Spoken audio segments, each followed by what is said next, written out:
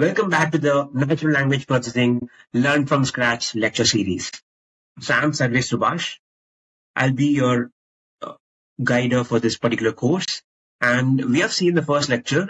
If you've not watched the first lecture, finish out the first lecture and then only come to the second lecture. Fine. So there's no the second lecture, there's the second part of the first lecture. Fine. In mind. Okay. So we are in the first lecture, second part. So I told you before that in the second part of this first lecture, we'll be looking into the second approaches and the third approach, like the second and the third approach for solving NLP issues, right? So the natural language processing issues. So before getting into the second approach, let me give you a small terminologies briefing. So all of these terminologies are specifically in the domain of NLP, fine? So, but then classes and classification is more generic, but then the input features, what is being represented here, what is being described here, would be specifically for NLP tasks. So, before getting into this terminologies briefing, I would like to tell you this. Before getting to natural language processing in general itself, I have already told you that complete the machine learning fundamentals, complete learning the algorithms of machine learning models, starting from the naive-Bayes classifier, SVMs, starting from even linear regression, logistic regression, then the naive-Bayes classifier, SVMs, KNN, K-means, and all of those different algorithms that are there in machine learning. And only after that, get into NLP, right? Fine. Now we'll continue with this. So we have classes. Classes are groups of similar things or homogeneous things, right? So that could be called as a class. Class is almost synonymous to groups, but then of similar or homogeneous things. Fine. Then we have classification. The process of grouping itself is called a classification. Fine. Now we have the input features.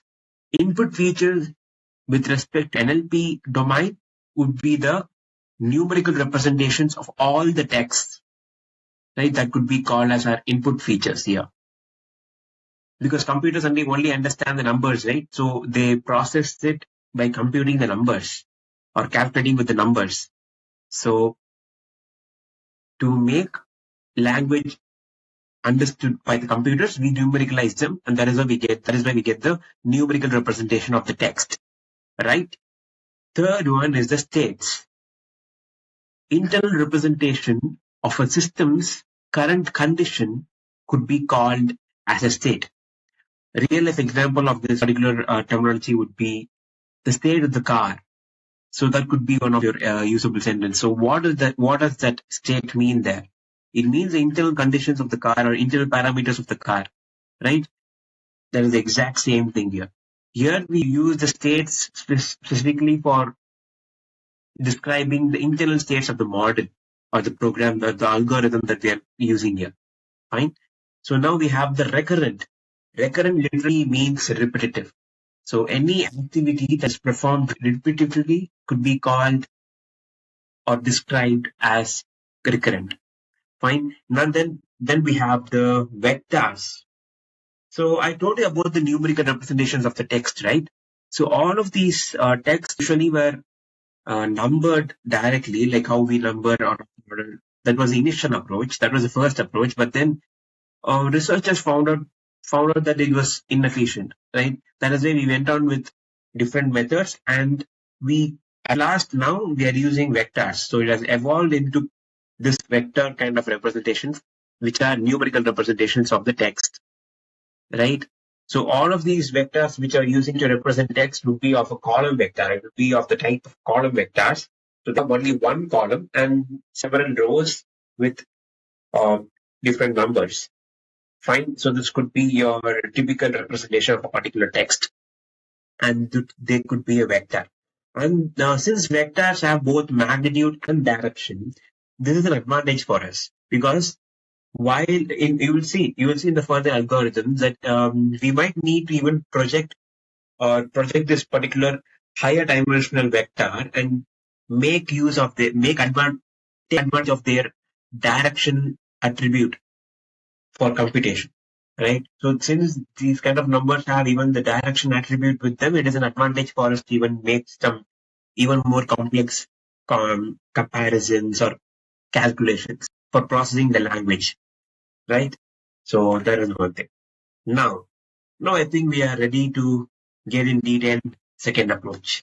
So the second approach is the interesting evolved method of statistics. All of the statistics method got evolved and then they became the machine learning methods for NLP. So we have three different phases of action for developing an ML model, for applying an ML model in the NLP tasks. But then here we'll not be going in detail. Instead, this is the first lecture, right? So we'll not go through in detail and instead go and see all of different popular models as an overview. So I told you there are three different phases. The first phase is usually the numerical representation of the text, or the extracting the input features from the text. Second is the training of the models or different algorithm-based models with the numerical representation of the text. And then the third phase is the evaluation of the model's performance and then improving the model's performance using hyperparameter tuning. So these are the three phases for deploying or using machine learning in NLP or for NLP. So what is NLP? Natural language processing. I hope that you got it right. Fine. So here we'll just see the second phase alone because we'll be just going through as an overview of different machine learning models that exist. So there are some few popular models that have performed very well with respect to NLP tasks. Those are the naive-Bayes algorithm, and then we have the support vector machines, and then we have the hidden Markov model, and then the conditional random fields. So we'll go through each of these models in brief, just for our understanding. Out of all these models, I'll not be discussing hidden Markov model in the further lectures. So hidden Markov model alone will be discussed in detail in this lecture itself. Remaining all of the models will be taught in brief manner or like an overview, so that we discuss it in detail in the future lectures. So now we'll look into the naive-Bayes model for classification.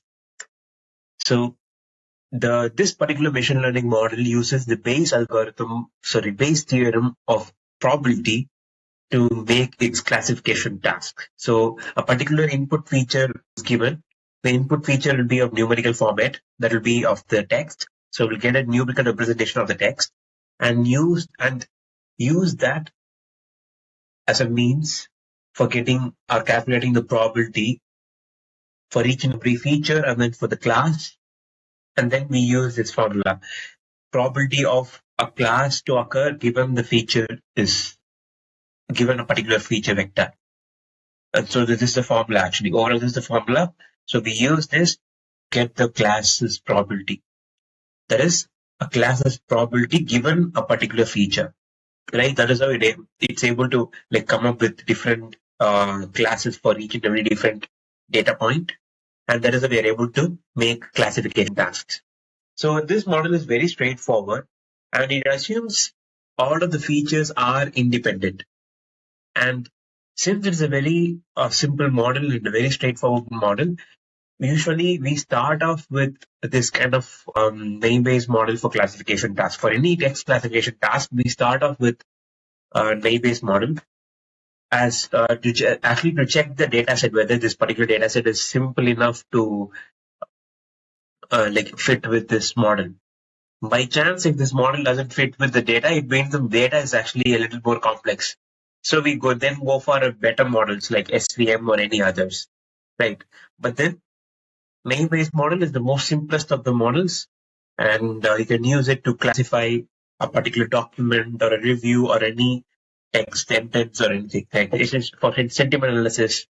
For any kind of classification task using a sequence of words or a sentence, you can actually use naive-Bayes classifier, right? So here is an example of how naive-Bayes classifier can be used potentially. Here is the news article classification problem. So here we classify the news articles into different classes, meaning different groups of or different sections of whether this is a sports news or sports article or is this a political article. Fine. So This kind of tasks are very simple and it could be done using your name-based classifiers. So this is one example. So I'm not be going in detail of all of this formula now because we are going to see this model again in the further lectures. Fine. So now for now, this is the overview of this particular name-based machine learning model classification. Fine. Okay. Now we'll move on to the support vector machines. I told you, right, when the name-based classifiers don't work out with the data set, it means the data set is a little complex. So for a little complex or even more complex data sets to fit them and then classify them, we use support vector machines. So what is this support vector? Why are we even using this support vector kind of word in the algorithm's name? Actually, this particular algorithm uses hyperplane. So all of these vectors, I told you, right, all of the numerical representations of the text, they're all of the form of vectors, column vectors.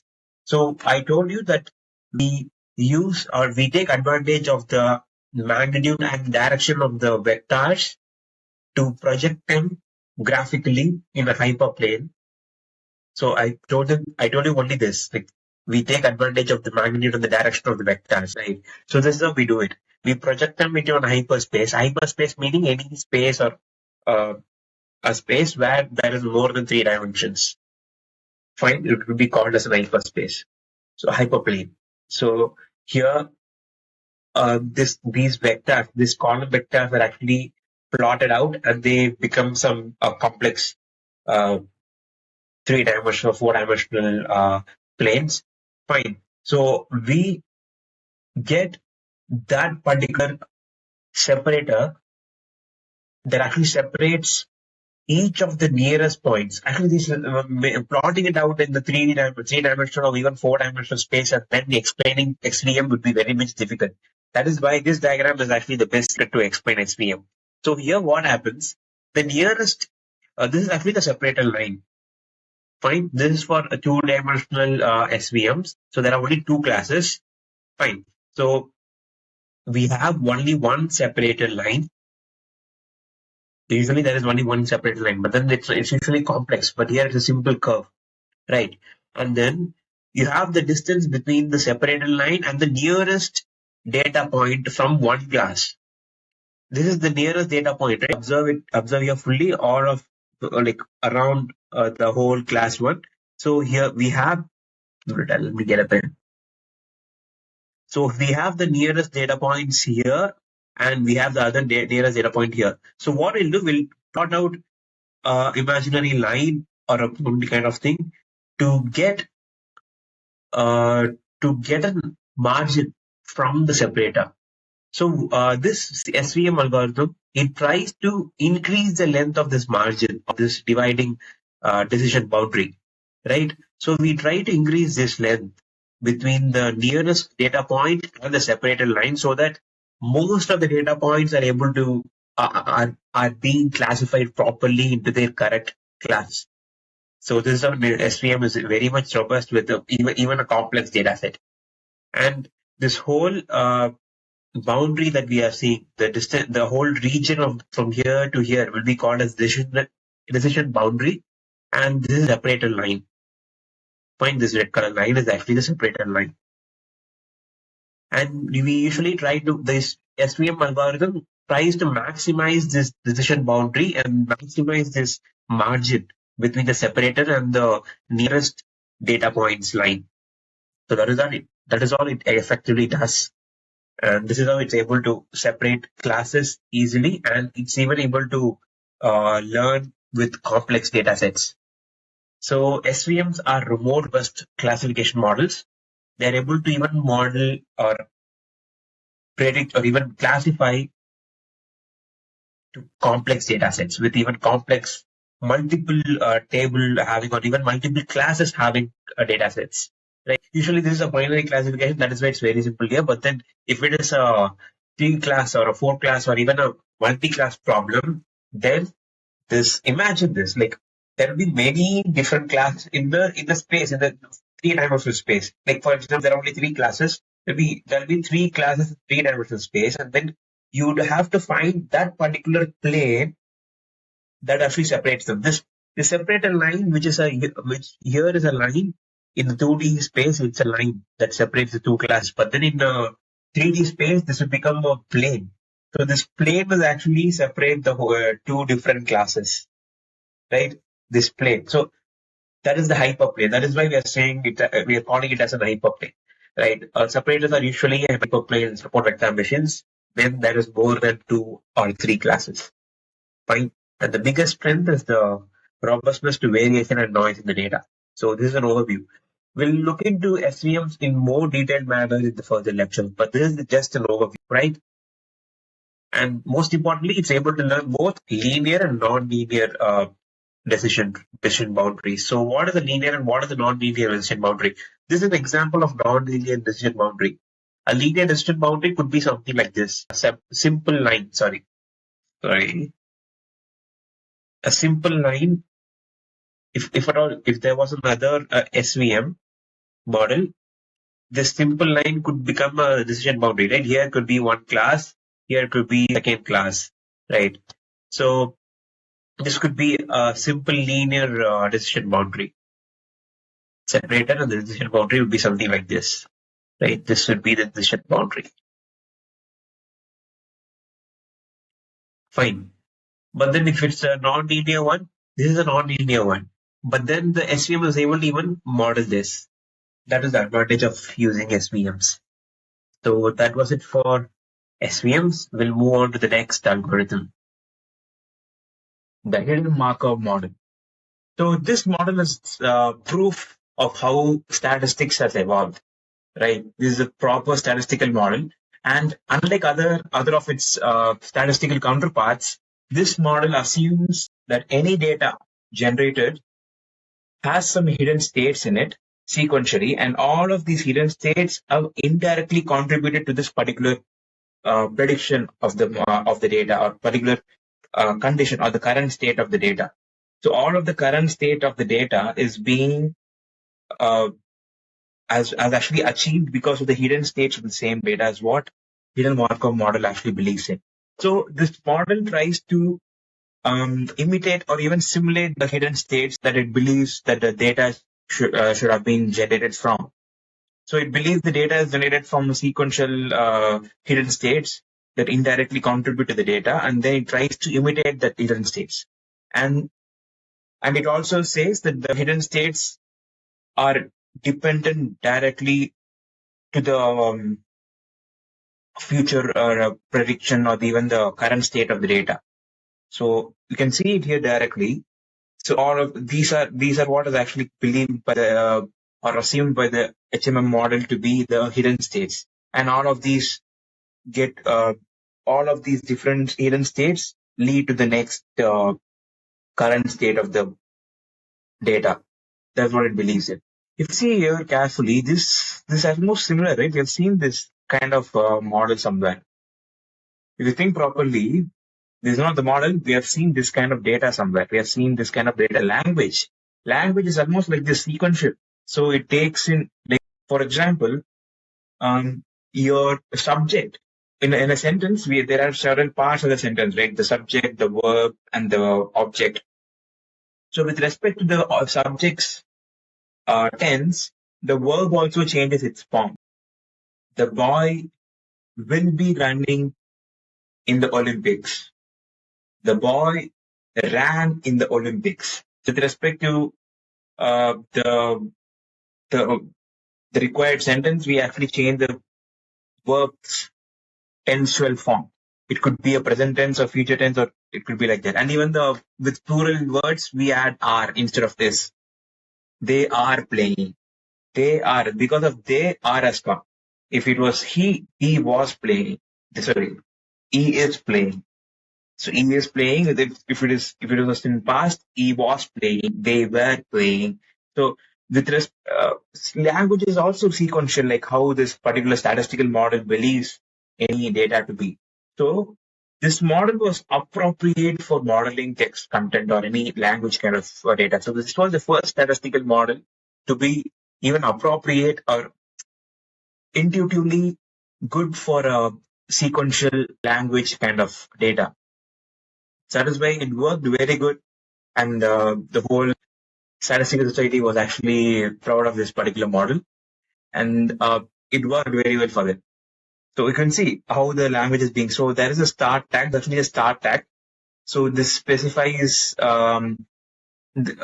they specify the starting of a sentence, and then JJ means adjective, noun. So these are just structures which it believes this particular task is for part of speech tagging.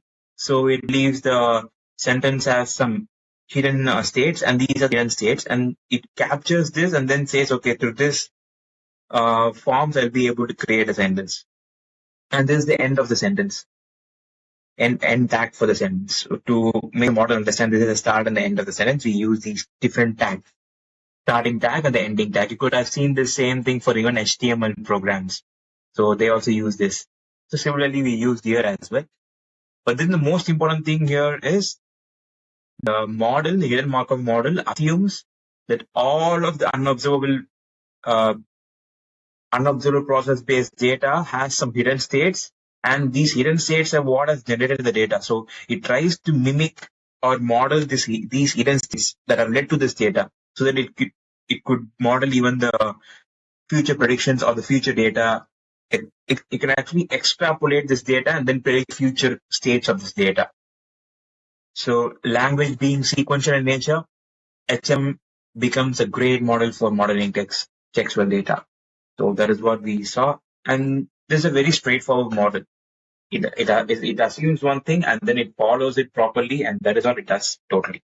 So all of the text words would be numerically represented, and all of these numerical representations would be used sequentially for the hidden Markov model. And through that, we'll be able to predict the next word or the next character of a sentence or a word using the hidden Markov model. So it's straightforward. Fine. And now we'll go for the last machine learning model, that would be the conditional random fields. I'll be the reason why I actually, first of all, I'll tell you this. The reason why I went in detail for the hidden Markov model is because I won't be teaching this hidden Markov model again in the next lecture series. But then conditional random fields would be used, and we'll be going even in detail in our future lectures. But for now, I'll give you a glimpse of what this particular model is. So this model is also almost like the HMM model, but it's a better version of HMM. So it takes the sequential input and the context of tags into consideration, and then becomes more expressive than usual classification methods. So the main difference between the HMM model and this one is this is also sequential, but then it takes the context of tags into consideration in the specific parts of speech NLP tasks. So this is just a brief explanation of this model. We'll be going through in detail about this model in the future lectures. Fine. So yes, so till now we have finished the first part, that was the context-free grammar, and then the first approaches, second part, that was the heuristics and rules, and then the second approach. The second approach is where we saw all of the most of the popular machine learning models for NLP tasks, and those were the naive-Bayes model, the support vector machine, and the hidden Markov model, and then the conditional random fields. So with this, we finish off the second approach. Now we go and move further with the third approach. So why did we stop with this? Why did we stop with this? So for all of the machine learning tasks, again, the four main challenges that we saw: the ambiguity in the data, or the text or the sentence, and the context of the meaning, all of these different challenges were not completely satisfied using the statistical models, or even the best of statistical models, that is even the Markov model, which comes in the machine learning segment. So even many of the machine learning models were not that perfect for many of the NLP tasks. These were just for the classification part of it. You can do classification, you can do many other things, but then with hidden model, you can at least generate the next future word. And same with this, but then you can have some context with it. But then we were not able to move even forward than this. We could not come up with a model that could say generate a summary or something with just the text or something like. So that was undoable, or it wasn't possible with the machine learning models. So those were the limitations. So that is where we had to move further, look on to approach the same problem with a different approach, and that was the deep learning. So in this again, this third approach briefing, I'll be looking in the overview for of all of the popular models in deep learning segment. All of these are actually state-of-the-art models, like the basics of state-of-the-art models that make up the large language models as well, like as you can see, the transformers and all. Fine. So we start with the recurrent neural networks and then move with long short-term memory, and then the convolutional neural network, and then the transformers, which is what is being popular now. It is the most popular architecture for NLP now. And then the BERT, which is also the first model open source by Google from using the transformer architecture, and then the autoencoders. And then we'll see why deep learning is not the silver bullet yet. See, I've told you now itself, deep learning is still not the silver bullet. Bullet meaning it is not the perfect solution for all of the NLP tasks. We have improved significantly, a lot better than the machine learning models, but then it is not the ideal utopian state of the advancement that we need or we expect, right? So, okay. So the first model that we'll be seeing is the recurrent neural network. So I've already given a briefing on what this word recurrent means. So anything that is repetitive could be described as recurrent, right? So that is one thing. Fine. So if we take hidden Markov model as an example, before going to that, just observe this particular architecture here. How does it look to you? It looks similar to the hidden Markov model, right? So that is why I was speaking about the hidden Markov model. So if we see here, clearly it is similar, almost similar to the hidden Markov model, because we understood properly that the sequential text data is being understood properly or is being processed properly by the hidden Markov architecture. But then it's not able to perform very good. That is why we went for this. It's able to perform decently, but then we want even improved performance, right? So to have an improved performance, we thought of removing the statistical part of the hidden Markov model and then adding the neural networks or neural units. So what you're seeing here, this A kind of structure here is all actually the neural network, right? It's all the neural network. So overall, if you see, we'll represent the recurrent neural network like this. But then if you extrapolate it uh, for the whole time steps, of the model inputting the data, then it looks something like this. So it updates itself each and every time whenever it receives a new input, right? At each time step. So here you can see, here is a sentence example. So it has a start tag and the end tag. So there are 9 tokens here. So it's able to understand the start and end of a sentence through these tags. All of these models, like usually we use start tag and the stop tag to make models understand that this is the start of a sentence and this is the end of a sentence. Fine. So now if you see, this model takes in the first tag and then gets in each and every tag or token, each and every token at the different timestamp, but then all of these would be different time steps for the model. And at the last time step, it's able to get even the last stop word and then even get the prediction for that particular word. In this case, what you're representing here is actually a many kind of a recurrent neural network, many RNN. That is why it's made like this. But then there are several types of RNNs. We'll not be looking into the details of RNN's architecture or the different types of RNNs here because we'll be going through in detail in the further lectures. So ultimately, what this recurrent neural network does is it tries to predict the next word or the next character using the previous words. So here you can see it uses all of these previous words, for example, to predict this next word, nadu, right? So this could be another example. Fine. So now we'll look into the next type or next improvement of RNNs while going through the disadvantages and limitations of RNNs. Fine. So before I'll anyway see the briefing on limitations of RNN as well. So we'll see that now. Wait a minute. Yes. So So RNNs are able to perform good with shorter or comparatively compared to agent Markov models or any other machine learning models. RNNs are able to model longer sentences, but then compared to them, relatively longer.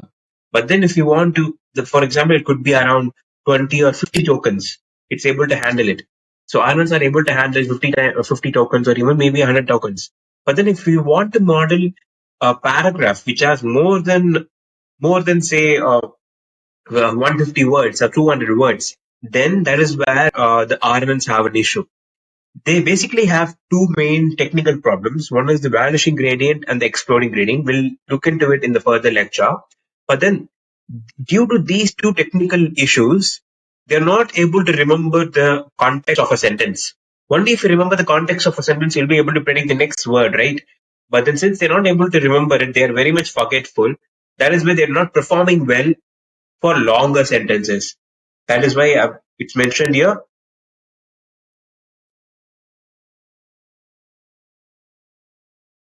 The RNNs suffer from the forgetful memory and they cannot remember longer context. And therefore, they do not perform well when the input text is long. But this is the typical case for most of our natural language. Right? It will be wrong. It will be long. We want a model that is robust for even the longer sentences. That was an issue here, and due to that, we had to come up with a better approach or a better model, and that is how the long short-term memory comes into play. Now, observe this particular model. Now, just observe this. It's almost similar to RNNs, right? Yes, so it is similar. It is exactly the architecture is exactly same as the RNNs. So that is why LSTMs are a type of RNNs.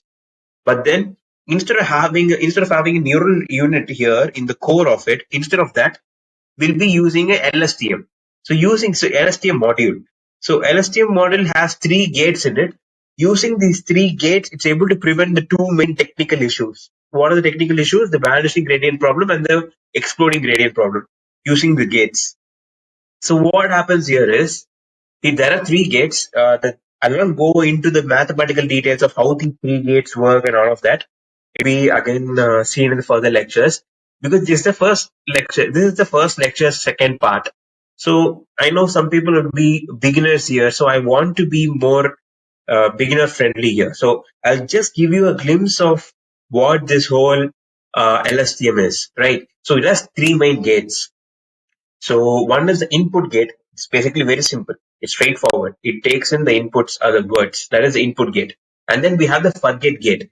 Forget gate make sure the model forgets the irrelevant terms alone. For example, I'll give you an example here. We have iron age started in Tamil Nadu, right?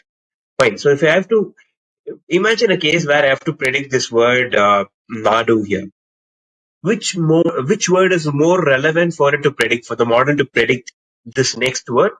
This Tamil word is more prevalent, right? Than this age, than this is more prevalent for predicting this particular Nadu word. So this means there are some words which are more relevant for predicting for the particular next word, and that is why we needed some kind of a system or a gate inside the module that can forget the irrelevant words and then remember the relevant words. So that is how we came up with this approach. So there are 3 gates I told you. Input gate I've told already. Forget gate is where we forget these kind of irrelevant words for the predicted term. And then we have the third gate, that is the memory gate. Memory gate is where this information about the previous words or the context of the previous words are actually preserved and then they're given out. So this is the memory gate and it is given out like to other LSTMs in the timestamp. So actually basically it's given a unit to itself actually. This is just an extrapolation of the time steps. That is why it's going like that. In reality, it is only one LSTM module, input here, output here, and all happening. Same as the RNNs. So that is how it works. So by letting go of the irrelevant context and only remembering the of the important part of the sentence where the context is needed, it's able to solve the task at hand. That is generating the next text or predicting the next word, and then generating data, so generating text. All of these different NLP tasks this particular LST model is able to perform. So that was our with the RNN based LSTMs. Fine. Okay. So till now we have seen two different models in deep learning approach. That was the RNS and the LSTM.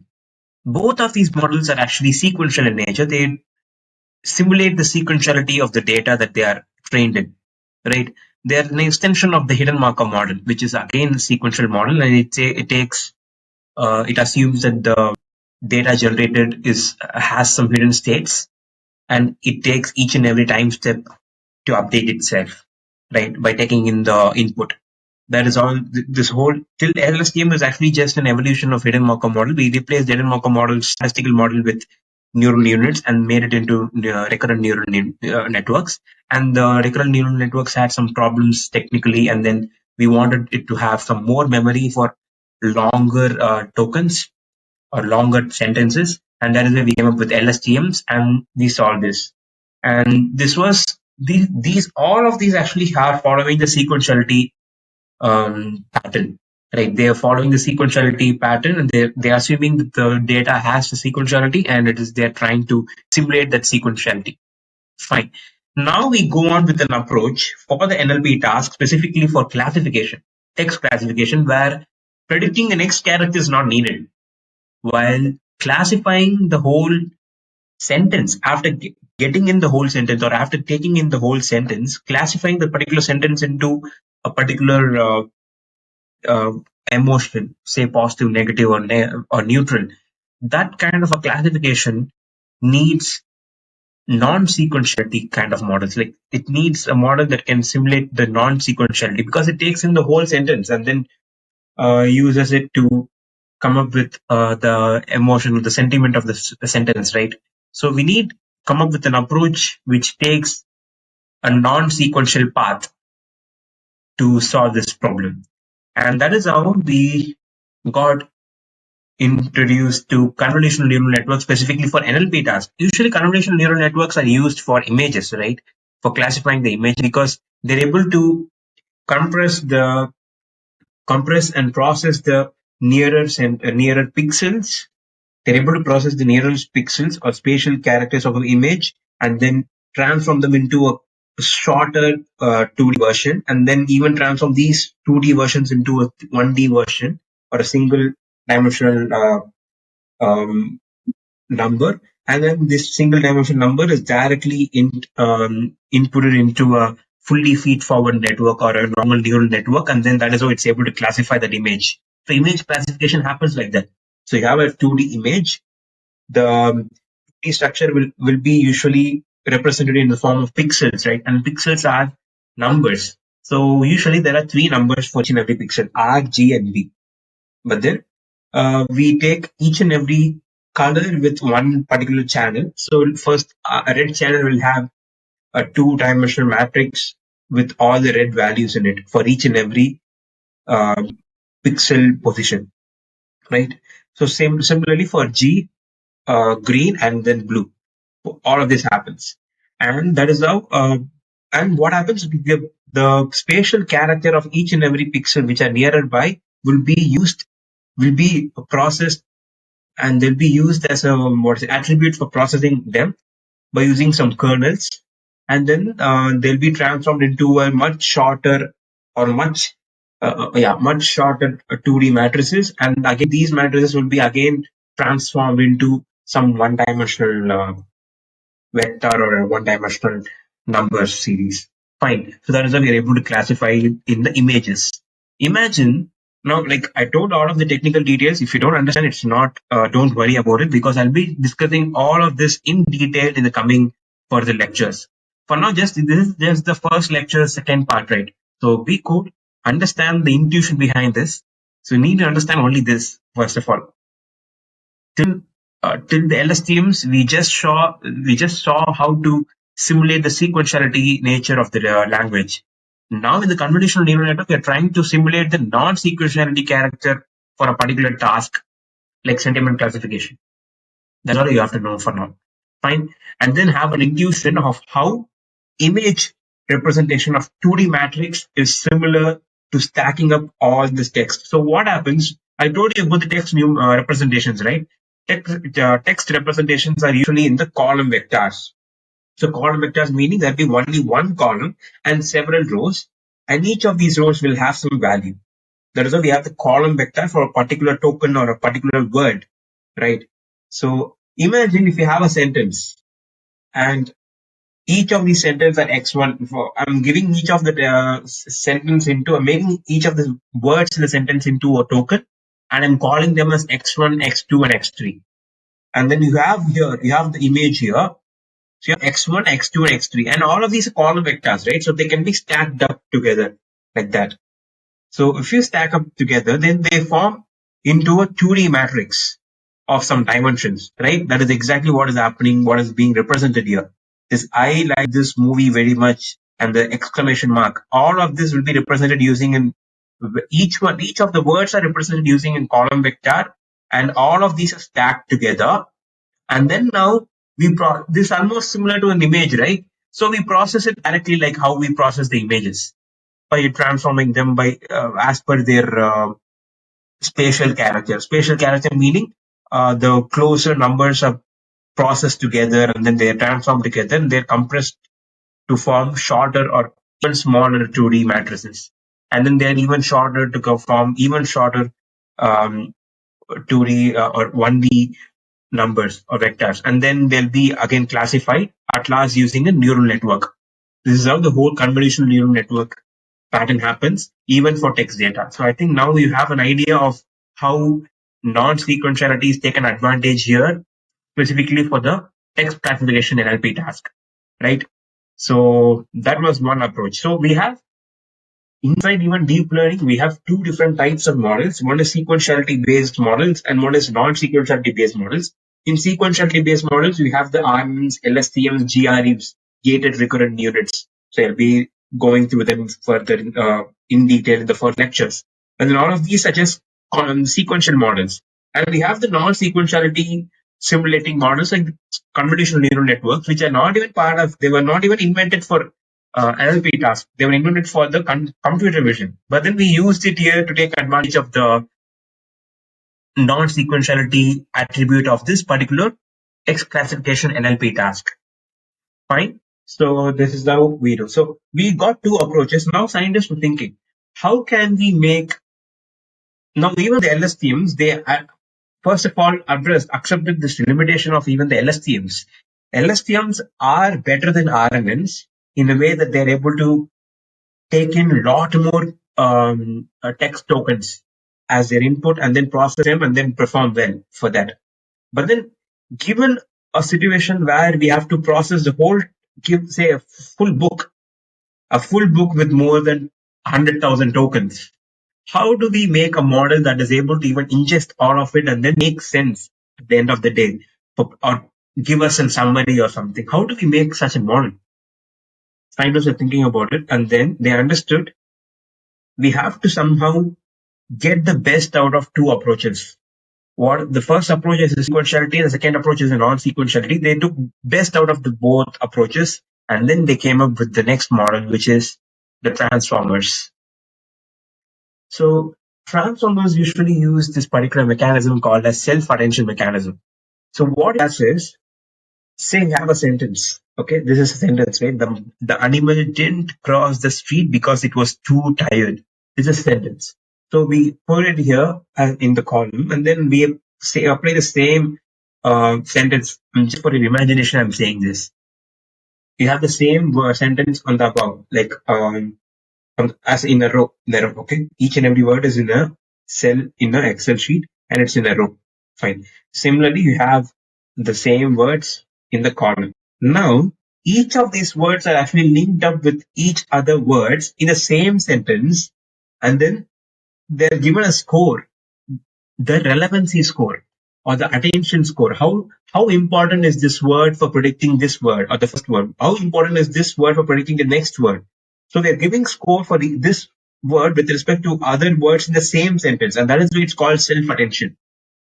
And we do this on one part, and then we use even the sequentiality nature in the decoder part. There are two internal modules inside transformers. One is the encoder, one is a decoder.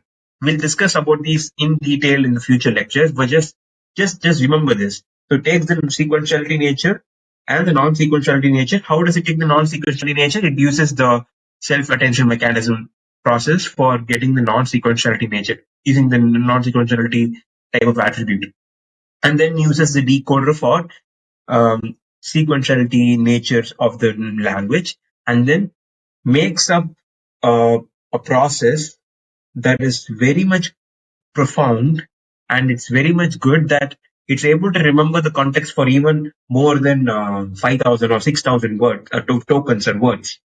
Fine. So that is huge for a model. So that is how from transformers made the whole thing possible. And they were also very much impactful because they made transfer learning possible in this particular NLP community or NLP tasks. So they were able to somehow come up with this transfer learning method. Transfer learning method is where you transfer the parameters of a model. Say, for example, if you have a function, f of x is equal to y, f of x is equal to mx plus c something. Fine. So what are the parameters here for this function? X is the only parameter here, right? So if that is the case, now imagine you have a transformer or a neural network which has billions of parameters, say billions of variables in it.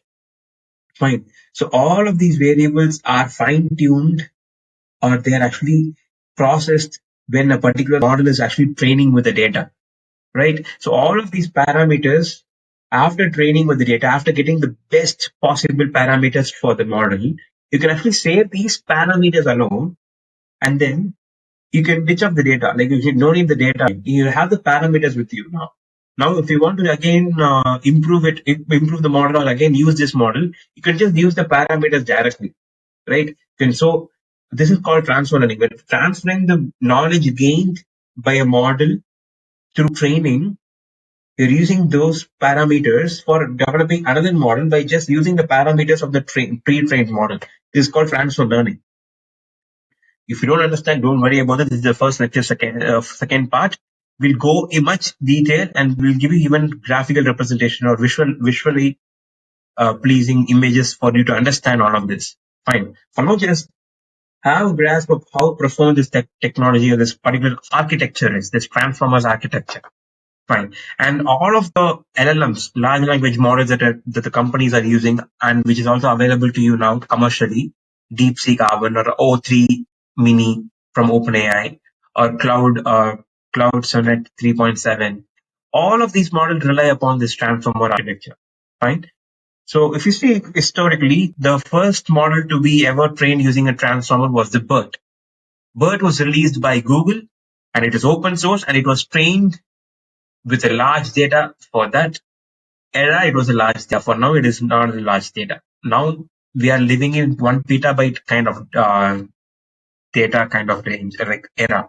So we process data of the size 1 petabyte a day. Fine. So this was just 40 GB, but then in that era, this was huge. So that is why it's called as a large pre-trained transformer, and it was the BERT. Fine. It was trained, and then Google open sourced it.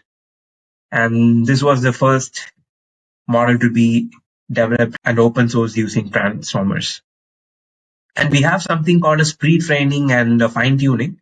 So I told you regarding this pre-training, right? So initially the parameters are not optimized; they're just random, and we fit the model with the data, and then we train it iteratively, and then get the perfect parameters, and then we can actually store the parameters. Now to specifically use for our case, now it's open source, right? So anyone who has a business case study or some kind of problem with them, or some kind of new data set with them, what they can do is they can just use the saved parameters and then built a model with the same parameters which was used by the which are there for the pre-trained model. Use the same parameters and then train the same model. Train the model that they have with the same parameters with their new data set. That is called fine tuning. Fine. So this is what is actually fine tuning. If you don't understand, don't worry. But then I think it makes real sense. I hope it makes real sense now. Fine. So this is how actually the whole process works. We'll see there is a whole chapter dedicated, or it's a whole topic fully dedicated for this transformers separately in the future lecture. Now I'm just giving you a glimpse of how profound this technology is. Fine. So now we'll proceed with the next type of approach that we have in deep learning technique, specifically for NLP tasks, that is autoencoders. These are the profound models that make even the word vectors or numerical representation of text even possible. So how do the autoencoders numericalize the text or numericalize the tokens? So this is how. So autoencoders have two different parts or structures in their architecture. One is the encoder part and the other is the decoder part. I'll tell you which one is which. So this is the decoder part and this is the encoder part. Fine. So the text is actually given in and it is actually compressed. Like there'll be some random representation, then random numerical representation of this text. It will be taken in and it will be compressed by the hidden nodes. Usually the number of hidden nodes is very less compared to the number of input nodes, so that we compress the numerical representation, whatever we are getting in. And then we try to decompress them. That's why it's called a decoder. This encoder and this is decoder, because it decompresses all of these numbers and then tries to extrapolate the same text from where which was actually given as input here. So here, if it was some, say, a text form of star, fine, I'm just drawing here, I'm not going to write now. This is a star, right? So if this star is not given as an image but then given as letters, STAR, in that form is given in as letters, then this would be having some random numerical representation. It will be compressed here using this encoder, and then again from those same numbers this model will try to decompress that same numbers and then get same star here in the letter form, not this diagram. I'm just putting this diagram only for understanding, but then star here means STAR. Fine. Right.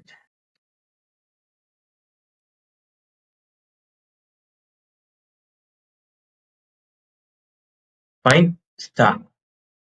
So same STR is given here, and then initially all of these text or this the whatever text representation text is made into a numerical representation, right? Whatever representation this model is getting initially, that will not be the optimal number or numerical representation of this particular text. But then we use usually all neural networks train using the gradient descent, right? So we use the same technique here, and using that technique, we are able to somehow train this model and then use this encoder alone to numericalize the text. Once after getting a result for this model, like a result meaning, once after making sure that this result, whatever output is coming out of the decoder is exactly same as what was actually given as input. Once we make sure of that, we then say this encoder is ready for numericalizing the text properly. And that is how the autoencoder works. So this is how the whole numericalization of text actually works with respect to coming up with word vectors using autoencoders. So this is just a glimpse of what it is. But then we have a separate lecture coming up. That is the third lecture, which says different types of text representation. In that, we'll see in detail about all of these processes. This is just a glimpse of a different architecture which tries to solve a different problem here. They are trying to numericalize the text and they are trying to validate whether that numerical representation is representing the same text or not. That is what is actually happening here. Fine. So you can see it here clearly. Again, this they map it input to a vector encoding and then decode it back. For text, this text is given, they map it to a vector encoding and then they decode it back. That is all they do. Hidden layer compresses the input data and then the decoder reconstructs the same text. That is all it does. So usually for the text sequences, if there was just the words alone with characters, then this would be used directly as a neural network. But then if it was a sequence of text, then for that we use LSTM based autoencoders. Fine. So all of that technical architecture of even LSTM autoencoder would be discussed in the later lecture series. This is just the first lecture. Again, I'm telling you, so we'll be just going through a short brief. Okay, fine. So this is the whole autoencoder architecture, and this is what it is used for. Fine. So basically, it tries to learn. It tries to learn to compress input data into a dense vector and then reconstruct the original input, all without needing the label data. Fine, that's all it does. Essentially, we are just making sure that the input and the output are the same, but without giving any specific label for this input data. That's all we are doing. This is called an autoencoder. Fine. So this is what this model does. Now we'll go for, let me clean this up. Okay, now we'll go for the next section where we'll see why even after these many approaches we have for NLP using deep learning, still deep learning is not the silver bullet. It's not the perfect solution. Why so? Why is this the case? Now we'll see. There are these many several reasons. There were these many several reasons, I should say. This book, which I'm depending upon, there is a practical natural language book, natural language processing book, was actually written in the year 2000 and written and published in the year 2020. So in 2020, we had these many challenges initially. But then now if you see 2025, within 5 years, we have mitigated some of the issues which I mentioned here. Which one have we mitigated? We have mitigated this one. So domain adaptation is not a challenge now. It's a perfect link. We have developed transformer-based generic models which are able to reason also, and then they're able to even perform very well in the cross-domain areas. So this particular challenge we have overcome with large parameter having language models like the transformer-based models, GPT models, all of that. Fine. Cost. Expensive in data, training, and deployment, yes. Even now that is the case. But then now with DeepSeek R1, we are trying to still still trying to reach that utopian solution where the cost is almost equal to a commodity or something. But then still the cost is actually still expensive. You cannot just train a very large language model or for a 700 billion parameter having models usually with your just home computer or something. It is costly. It is expensive still. So still this challenge is not solved yet. And then it is hard to deploy on low resource having devices. Yes, that is still the case. But then you can now deploy DeepSeek R1 or any of the good large language models using Olama in your local host. But then even for having it hosted in the locally, you have to have a good uh, chip having computer or a laptop. Maybe say a i5, i7 Intel based laptop, or maybe a good PC with GPU. That kind of uh, high resource having devices are actually needed. So low resource, so it is still hard to deploy it on low resource devices. So still this challenge is still there even now. Common sense lacks logical reasoning and world knowledge. This is false now because we have really come up with a model like O3 and DeepSeek R1 and all that is able to reason properly. These are all reasoning models specifically for reasoning. And they're able to even go with a chain of thought and then come up with a solution for that, a particular problem which we give.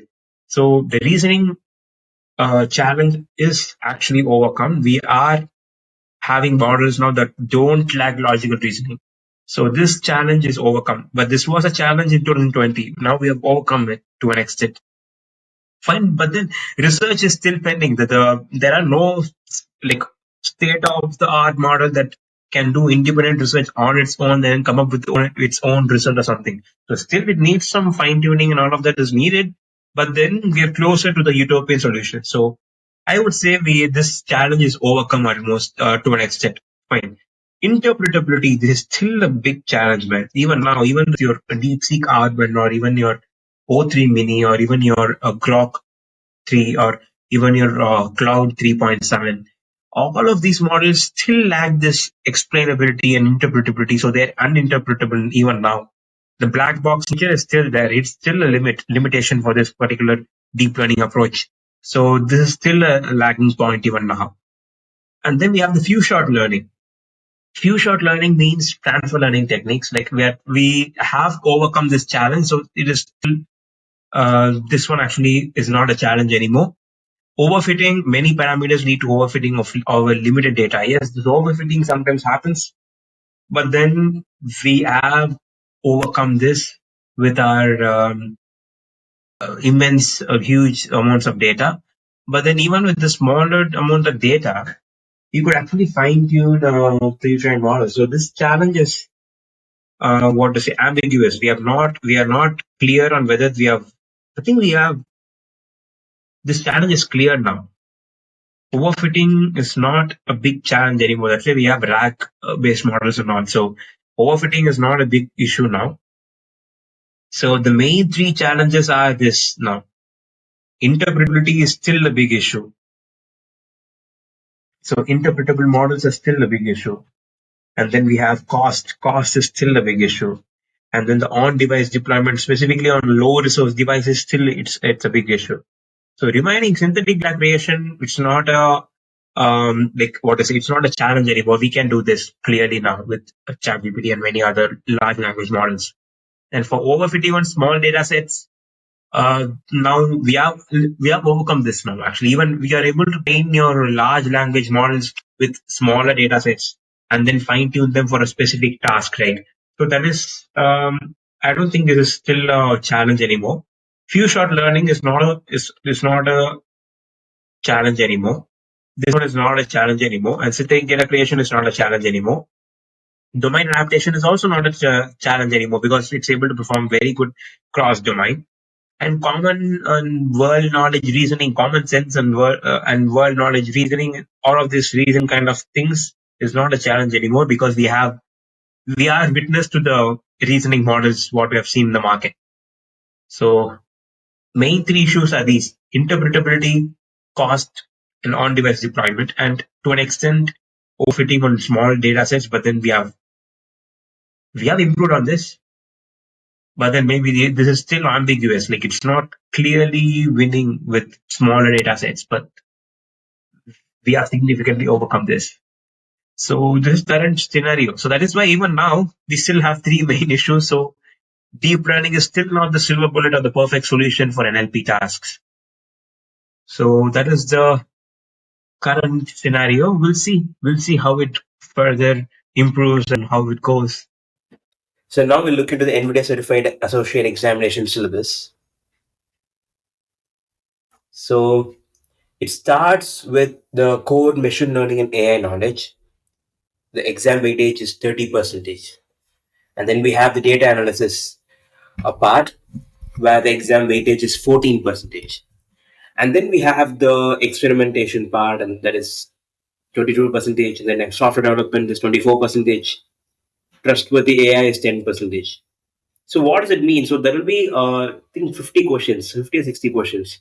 So out of those many questions, this percentage of questions would be related to this particular topic.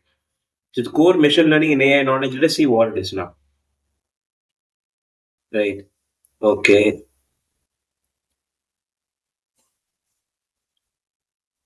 Okay, before going to that, we'll first see the job description and what kind of job roles can a person go for after finishing this particular certification. Fine. So he can become a LLM developer using this particular certification, and then he'll be able to perform all of these experimentation like the AMD testing, evaluating the prompts, and then producing proof of concept, that is the POCs, and then select different models for different type of tasks using the NVIDIA framework, and then developing even new AI models and other developments related to large language models.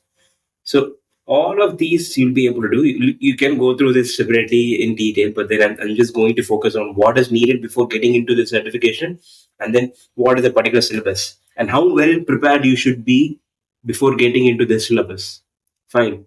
So recommended qualification and experience is this: bachelor's degree in computer science engineering or software engineering or AI-related field, and knowledge of Python, C, and AI frameworks, solid understanding of neural networks and deep learning models. This is the most important thing. So, before getting into NLP or this particular certification course or this particular certification examination, you should be thorough with machine learning concepts and deep learning concepts. Only then you'll be able to get into NLP. And then in NLP, you'll be able to understand out of the syllabus which is mentioned here, like for this particular exam, and then you'll be able to crack this exam. But then, if you really want even the NLP knowledge, then you have to clearly have the comprehensive fundamentals of NLP, right? So, this is the first syllabus. This is very much in vague. But then we'll see what are the tools. I'll just highlight those tools. So we have Spacey, NumPy, and vector databases. We should be learning that, and then the RAG based models for LLMs, and then we have this kind of libraries that you have to master, and so these are the things. So observe one thing: right from the first topic of syllabus, that is core machine learning and AI knowledge, they directly went into this. Okay, they directly went into building a transform based in a natural language processing. So the basics, the fundamentals, they assume that the person already knows. So that is why this was a prerequisite. Solid understanding of neural networks and deep learning models, and then having experience with PyTorch and TensorFlow were all prerequisites for this examination. Fine. So that is why after, if we have the knowledge of these, then you will be able to get into this transformers and then accelerated data science using XGBoost. If you know machine learning concepts like decision tree, and then ensemble learning or ensemble learning techniques, then you would know what is XGBoost. So you'll be able to learn out of this properly. And one more thing, what you can observe here is they want us to go through the research papers directly, because it's going to be an intensive exam. So they would be asking you from anywhere from the syllabus. Fine. So that is why it's prestigious, and it really tests your knowledge, core fundamental knowledge of LLMs, transformers, AI, everything. Fine. So, and then they include prompt engineering and all of that. Okay, fine. So this is the first topics syllabus briefing. So this itself is very much advanced. So before even getting to this, you should finish off the NLP certification course. So that is what, not the certification course, NLP fundamentals. So that is why I think for this particular kind of syllabus, what I assumed was maybe I could give NCA's exam connection for each and every lecture topic. But then I understood from my students, the audience, that usually the audience or the students are beginners, total fresh beginners. So for them, if I start off with the first lecture itself with this NCA examination link, with a link or relationship between this examination and the first lecture, that will be very much difficult because the syllabus is very much advanced. So I have come to an understanding and conclusion that I'll first, for the first 10 lectures, or even say first the beginning lectures series, videos, whichever I'm going to do, all of these will be more into NLP than this NVIDIA certification exam. And then between the videos, I'm just telling you 10 lectures, but then it could be even lesser than that or even more than it. But then with respect to the topic and the briefing of the contents of each and every video that I'll be producing for this particular lecture series from scratch, NLP lecture series from scratch, with respect to that content of each and every video, I'll tell you exactly when and how should you start preparing from now on or something. Fine. So for example, if I complete the fundamentals that are needed for going through this NVIDIA certification exam, or for the first module, if I complete the basics of this particular first module in the, say, the like fifth video or sixth video, I'll tell you in that video itself properly. Okay, till now you have completed the fundamentals of this things. So now you will be able to proceed with this kind of understanding. If I finished all of the five videos or the first fifth till the fifth video, then I think now we can proceed further with learning, starting to learn the first module of NCA examinations syllabus. Right. So I'll be specifying this specifically in our series. So it'll be more guided path. I'll be able to guide you throughout from the start till the end. So you have both the NLP comprehensive knowledge along with the NCA certification exams cracking ability. Fine. So next we have the data analysis. In the data analysis part, we have the different statistical performance metrics, loss functions, and then how are we cleansing and transforming the data. And even NVIDIA has its own data frame called as CUDA's data frame, CUDA data frame, right? So for accelerating the pandas and all of that. So you'll be learning all of this. So you won't be able to go to these topics directly, and even this apply LLMs for name recognition directly. So they're very much advanced. Syllabus is very much advanced. They expect you to know certain things. So that is why you should know all of that using the previous lecture series or whatever I'm going to teach you in this course, and then I'll guide you in the video in one of the videos where I'll be telling you, okay, from this on from now onwards you can start learning for this, right? I'll be guiding you throughout. So this is the analysis part, and then we have the experimentation part. Here you have A/B testing. First, you have to understand what is A/B testing, and then inference optimization, and then all of the zero shot testing, machine translation methods, general language understanding evaluation, cross validation, machine learning, and all of these. Right, all of these are actually advanced topics, like for a beginner or a fresher. But if you have some basic fundamentals of NLP, then this would be your like correct pathway to master LLM. And then we have this NVIDIA frameworks also. So along with their fundamentals of AI, ML, and data analysis and software development kind of parts, they have even the NVIDIA frameworks, the briefing about NVIDIA's frameworks that you can use to build different projects listed here. So with this certification, you'll become a proper NVIDIA certified person. Like you'll be able to develop solutions using NVIDIA framework. Along with that, you'll have even the fundamentals of this large language models. Fine. So that would be one part of this examination. But then, don't be just with this particular examination point of view. Have the comprehensive NLP fundamentals. I've discussed this regarding this in the first introduction to this series. So make sure that you have the NLP fundamentals. Only then your knowledge will be comprehensive and then it's full. Only then you'll be able to become a very good LLM engineer. Fine. Then we have the trustworthy AI. This is the most important part that they expect us to know also. But then there's not meaning. This is important part because this has an impact. The cost of not having this kind of knowledge would be high for a company, right? So trustworthy AI is very much important. Only if you have trust, you will be able to build. You will be able to have a customer base first of all for even your LLM application. Fine. So that is why I'm saying it's important as a topic. For the exam, it's only 10%. But then as a topic, this is very much important. Fine. So we have all of this. So this is the whole syllabus briefing. So I hope I'm clear now. So for cracking this particular examination, first you'll have to go through each and every fundamentals of NLP. First of all, a fresher cannot start with preparing this exam syllabus. It's very much advanced. They start off with building NLP systems using transformers directly. Fine. So you will have to first of all finish off all of the fundamentals that I'll be going through in this lecture series. Finish that off. In between the lecture videos or in the series, I'll be giving you or guiding you on from when can you start preparing this. Fine. I'll be telling you from this video, from now onwards, you can start preparing for NVIDIA Certificate Associate exam because you have the fundamental knowledge now. Fine. I'll be guiding you like that. So make sure that you finish off the series from the start till the end. Be disciplined. Make sure that your knowledge is comprehensive and the skill sets are comprehensive. And all the best. We'll see you in the next lecture.